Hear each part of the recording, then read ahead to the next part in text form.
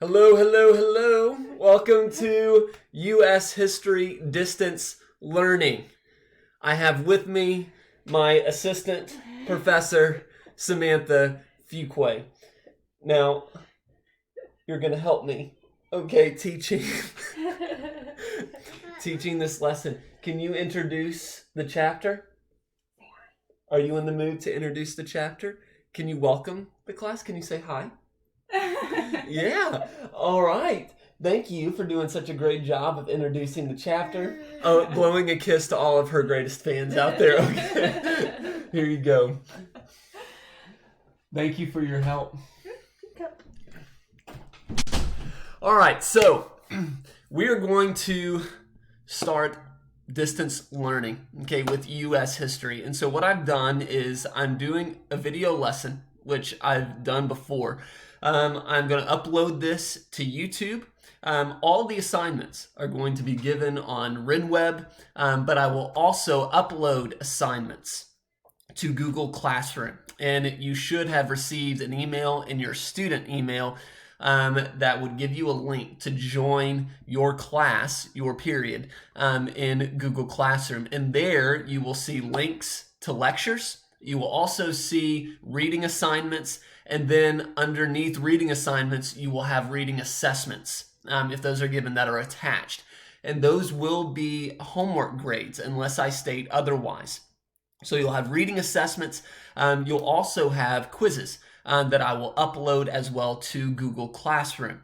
And if at any time you have any questions, go ahead and shoot me an email, but I tried to make it as self-explanatory as possible.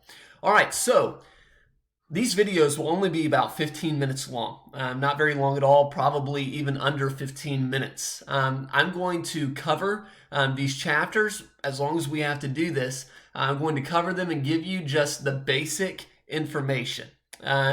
You'll receive all the important information that you will have received in class. The lectures will just be a little bit shorter. So if you can go ahead and turn in your textbook to, let's see here, what page? Page 397. Go ahead and turn your textbook to page 397. We are starting World War I, the first big war, also known as the Great War. I'm pretty excited about this. World War I, World War II are some of my favorite chapters. So go ahead and turn to page 397 and we'll get started with chapter 20 and Roman numeral I, the war as America watched. Now, every time we go over a war, we always talk about the causes of the war. We don't just talk about what happened during the war and what happened after the war. We talk about the causes of the war. And one of the causes of this war that we'll look at here as I pull up the PowerPoint, and hopefully, by the way, side note, if you go to Google Classroom on the class page, I have given you the PowerPoint that you can download, print off if you have a printer that you can print it off, or just have it downloaded onto the computer that you can pull it up and follow along as necessary so that you can study from that. All right, so picking up with Roman numeral I, the war from America's view. Capital A, reasons for the war. Number one is extreme nationalism. And we talked about in previous chapters what nationalism is. It's having a pride for one's country. But with all good things, you can have extremes. And nationalism can be taken to an extreme. An example of this would be when the government tells its people, the government is always right. The government is always right. We are going to tell you what's right for the sake of the country. And if it's good for the country, then it's good for everyone. And so that can be taken to extremes. And so extreme nationalism would be one. Number two would be imperialism and militarism. We talked about in the previous chapter what imperialism is. It's taking your culture to another country and putting it over the peoples there. And then you have militarism, which is where the military runs the government. The military is in charge. And so we see with the mixture of imperialism and militarism, a lot of these countries are gearing up their militaries for takeovers of neighboring countries. And so because all of these countries are starting to build up their militaries, we see that these countries are looking around the map and saying, okay, who do I need to team up with in case we have a big war here? In case something goes wrong, who will be my ally? What alliances can we create? And so you have what it says here, number 3, the alliances of European nations. You have what we call the Allied powers, which make up Britain, France, Russia, Italy, and later on the United States. And then we also have the Central Powers. The Central Powers are Germany, Austria-Hungary, Bulgaria, and Turkey.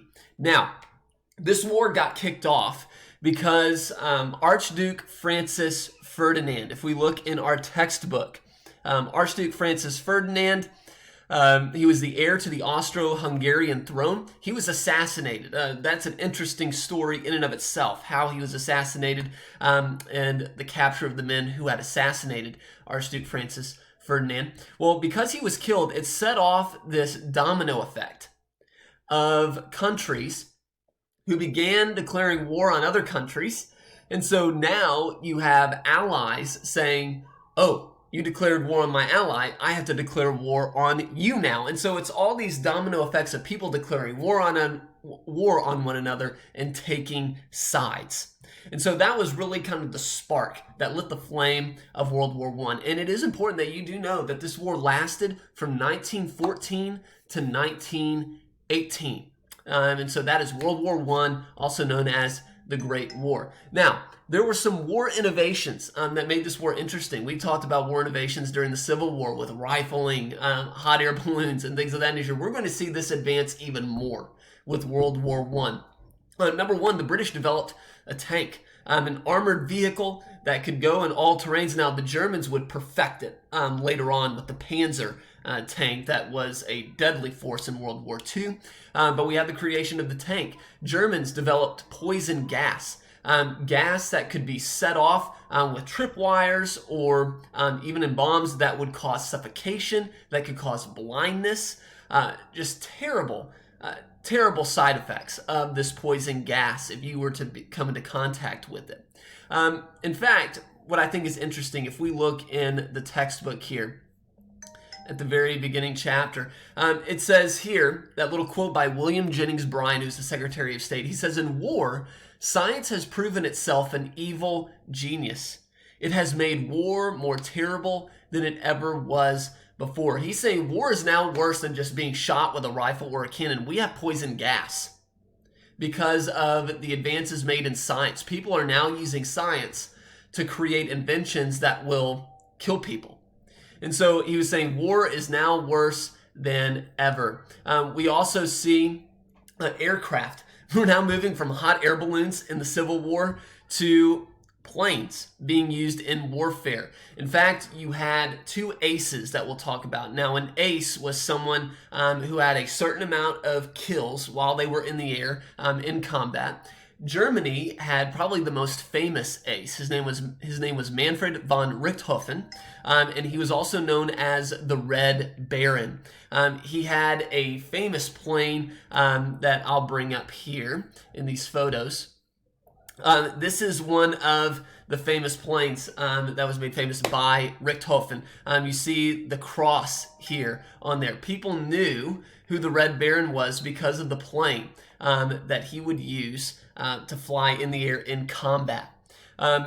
So here's some pictures of warfare. The Germans also used this, what we would call a Zeppelin at the time, and it was basically like a blimp. And so they would use it to scout enemy territory, also to drop bombs. But then they found that because the planes were making such an emergence in warfare, it was too slow, it was too vulnerable in the air. So the plane kind of took over as the most dominant force in the air. Here are some more pictures that were drawn of planes in combat. There again, you have the famous German cross there. And there were a couple of more that I wanted to take a look at here, but we're going to move on here with the PowerPoint. And so we'll move on through Roman numeral 2 here. And actually, we're going to pick up with Roman numeral 2 tomorrow. I'm going to leave us some space here to work with. So the most important takeaways today were the reasons for war. Extreme nationalism. Do whatever you can for the good of the country, even when it might be wrong. Number 2, imperialism, militarism, forcing your culture over other countries, and militarism, having the military take over the government. Number 3, alliances of European nations. You have the Allied powers with Britain, France, Russia, Italy, and later the United States. And then the Central Powers, made up of Germany, Austria-Hungary, Bulgaria, and Turkey, and that the war would last from 1914 to 1918. And then, of course, the war innovations, the creation of the tank, Germans developing poison gas to maim, kill, and wound opponents. And then you have aircraft, Manfred von Richthofen, the Red Baron from Germany, and also I forgot to mention Eddie Rickenbacker from the United States. I think this is interesting if we look in the textbook here with Eddie Rickenbacker. There's a picture of Eddie Rickenbacker here next to his plane. Eddie Rickenbacker, he became the most famous American ace, and he had about 26 kills. And it says in your textbook, the total 26 seems small compared to von Richthofen's 80 kills. But those 26 kills were done in about 3 years. Whereas Richthofen had all of from 1914 to 1918 in the air, Rickenbacker only had about 3 years in the air with those 26 kills, so he probably would have had more. So that's about it for today with the lesson. We're just going to keep it nice, short, and simple. You do have a reading assessment. That reading assessment is pages, and before I forget here what pages they are, pages 400 to 403. So you're going to read pages 400 to 403, and on Google Classroom, it'll have that reading assignment. And then attached to that reading assignment, you'll have a reading assessment, okay, which will be taken as a homework grade. I've created, normally I don't grade homework, but I've created a homework category for the fourth quarter. You do what you have to in times like this. So I will grade this homework. You can use your book for this. It's just like you were doing a regular reading assignment where you had to answer the section quiz. This time it's just graded. Okay, so make sure that you read pages 400 through 403 and then answer the section assessment or the reading assessment that's on Google Classroom. Now, I want to start finishing certain lectures with a poll question. Recently, my wife and daughter and I have been spending some time when we're not outside. We've been spending time watching some of our favorite movies and shows. Disney Plus has come in the clutch during this quarantine period. So, Frozen 2 was just released on Disney Plus, but I want to know from you, what is your favorite movie to watch during this time that you were at home and not at school? And let's clarify this. What school appropriate movie are you excited to watch? Please, you can either email me the answer or you can leave it on the classroom page. Then I'll tally up the votes and we'll see which one wins. I just want to take a poll, keep things interesting here. All right. Hope you guys are doing okay. Hope you're safe. Hope you're healthy. Can't wait to see you guys again when school comes back into session, whenever that is. And good luck on your reading assignment and reading assessment. If you have any questions, please email me. You know my email. And also, this is just a reminder, please keep up with your school email. Please check it regularly for new assignments or announcements that I need to make. All right. Have a great rest of the day.